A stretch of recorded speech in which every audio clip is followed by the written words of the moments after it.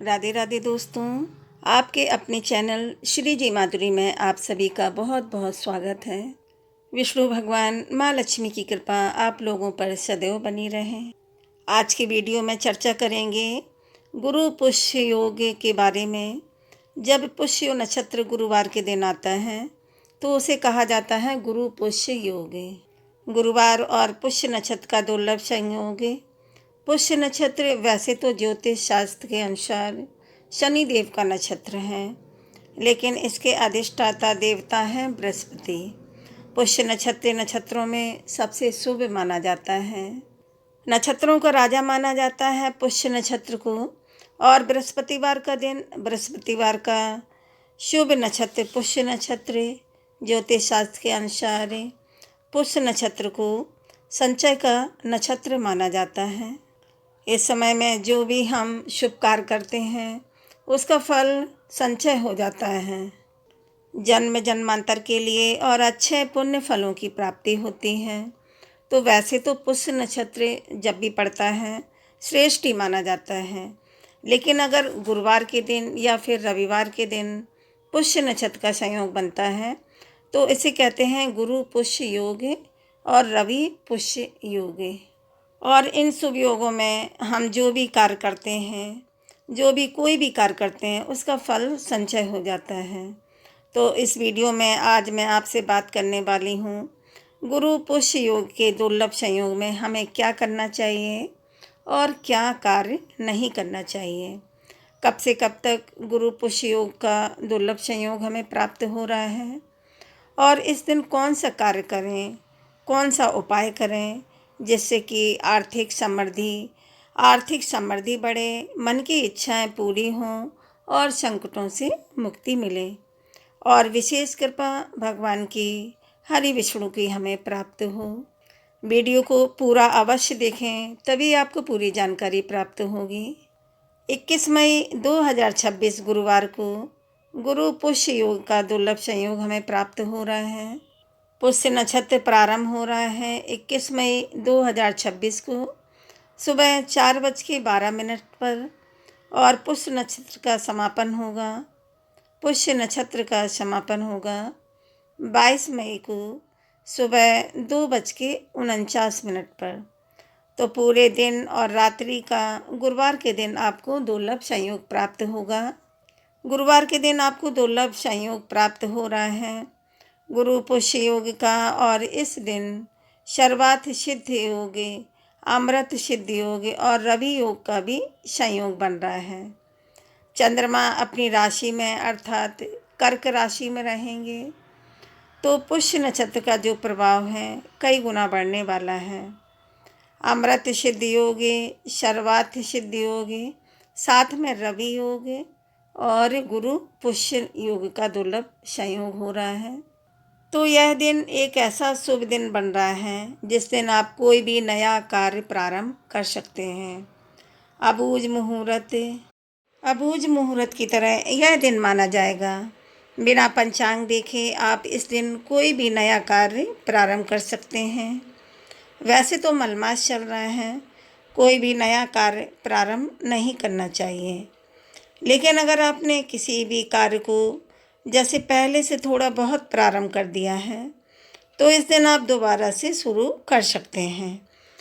ठीक है, गुरु पुष्य योग में खरीदारी का भी बहुत महत्व है, जैसे कि महंगी धातुएं खरीदना, वाहन खरीदना, प्रॉपर्टी खरीदना, यह सब चीज़ें ऐसा कहा जाता है समृद्धि बढ़ती हैं खरीदारी करने से। तो आप अपनी इच्छा के अनुसार कोई भी वस्तु खरीद सकते हैं। सोना इत्यादि धातु भी इस दिन खरीद सकते हैं। लेकिन अगर आप कुछ भी नहीं खरीद पाते हैं तो भी आपको कम से कम एक पीतल का छोटा सा दीपक या फिर कोई भी पीतल का एक पात्र खरीदकर पीतल की कोई कटोरी या कोई गिलास, या भगवान जी के लिए छोटे से मंदिर के लिए छोटा सा गिलास ले लें या पीतल की कटोरी ले लें। कुछ भी आपको इस दिन खरीद लेना है और खरीद कर घर में लाकर और घर के मंदिर में पूजा के लिए प्रयोग करना चाहिए। मतलब खरीदारी का नियम अवश्य कर लीजिए इस दिन ज़रूर आप खरीदें। कुछ भी आप छोटी सी चीज़ चाहें तो हल्दी भी खरीद सकते हैं और पीले वस्त्र भी खरीद सकते हैं। पीली धातुएं, पीला वस्त्र, हल्दी, चने की दाल, गुड़, इन चीज़ों का दान करना भी श्रेष्ठ है। फलों में जैसे केले हैं, आम हैं, यह सभी चीज़ें आप दान कर सकते हैं किसी भी ब्राह्मण को या फिर मंदिर के पुजारी को, या गाय को केले खिला सकते हैं। गुड़ और रोटी आज के दिन गाय को ज़रूर खिलाना चाहिए। इस दिन दीक्षा लेना श्रेष्ठ माना जाता है। गुरु मंत्रों का जाप करना श्रेष्ठ माना जाता है। तीर्थ यात्रा पर जाकर गंगा स्नान करना, वह तो सबसे सर्वश्रेष्ठ माना जाता है। अभी जैसे अधिक मास चल रहा है, तो अगर आपके घर के आसपास से कोई भी पवित्र नदी है तो वहाँ जाकर स्नान कीजिए, दान दीजिए, दीप दान कीजिए और ब्राह्मणों को, ज़रूरतमंदों को भोजन कराइए। इससे अत्यधिक मात्रा में पुण्य का संचय होगा, पुण्य का संचय होगा और यह जो संचय है, यह पुण्य का, यह आपको जन्म जन्मांतर तक प्राप्त होता है। जो पुष्य नक्षत्र में अगर आपके घर के आसपास कोई भी मंदिर है तो वहाँ जाकर भी विधि विधान से पूजा कर सकते हैं। शिवलिंग का पंचामृत से अभिषेक कीजिए, शिवलिंग का पंचामृत से अभिषेक कीजिए और शिवलिंग के ऊपर चने की दाल अर्पित कीजिए। इससे बृहस्पति से संबंधित जो भी परेशानियां हैं उससे मुक्ति मिल जाती है। दाम्पत्य जीवन सुखमय होता है।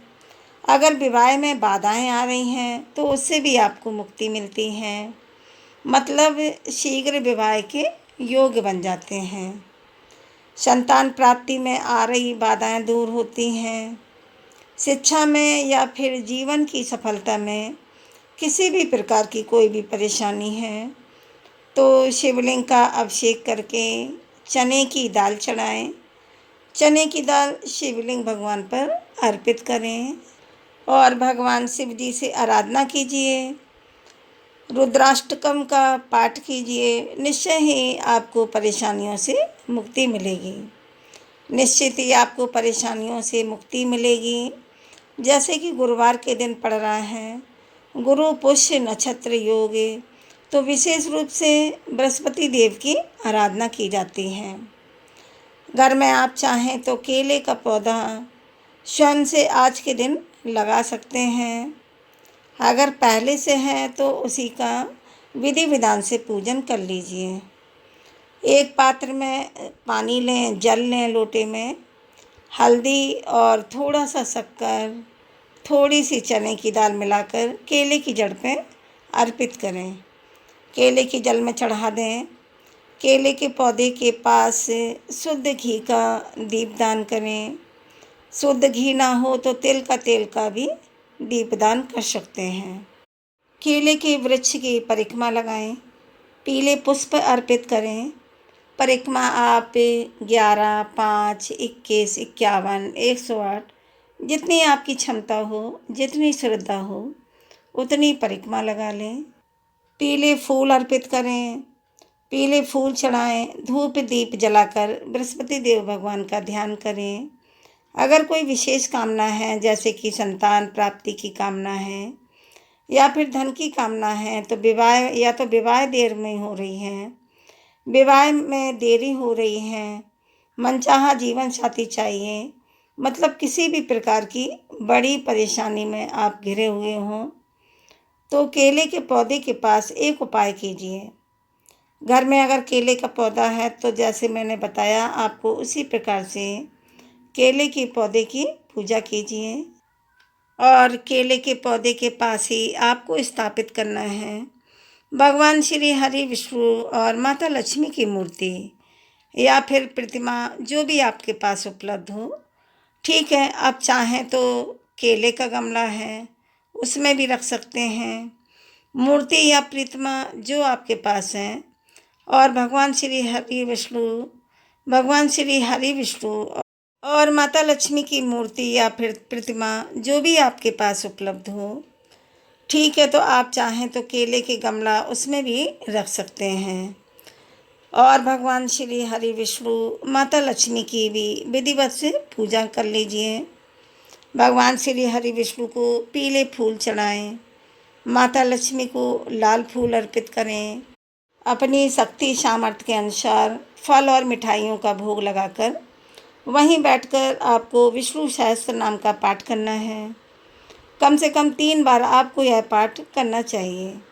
अगर कोई भी विशेष कामना है, बहुत समय से परेशान है, तो 3 बार आपको विशेष रूप से विष्णु सहस्त्र नाम का पाठ करना है और मन की कामना भगवान से कहिए। निश्चित ही आपकी मनोकामना पूर्ण होती है।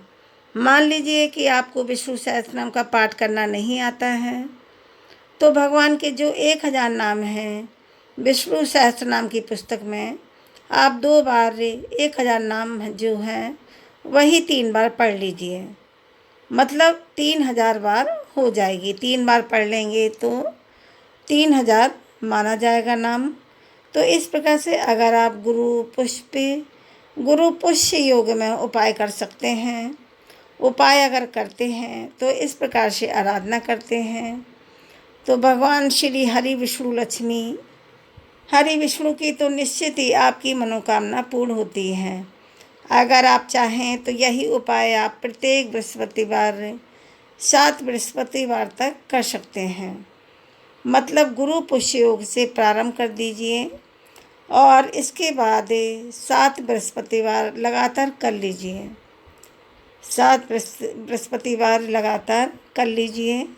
विश्वास कीजिए, अगर आप श्रद्धा भाव से पूजा करके और इस प्रकार से पाठ करते हैं, तो भगवान विष्णु सहस्त्र नाम का पाठ 3 बार तो निश्चित है, तो आपकी मनोकामना पूर्ण होती है। प्रत्येक बृहस्पतिवार के दिन 3 बार विष्णु सहस्त्र नाम का पाठ करना है। यह उपाय खूब जितनी जल्दी कर सकते हैं, जितनी जल्दी कर पाते हैं उतना ही श्रेष्ठ होगा। मान लीजिए आप सुबह किसी कारणवश नहीं कर सकते हैं, तो शाम के समय कर सकते हैं। तो आपकी सुविधा के अनुसार समय देखकर, अपनी सुविधा के अनुसार आप समय देख लीजिए और फिर यह आप उपाय कर सकते हैं।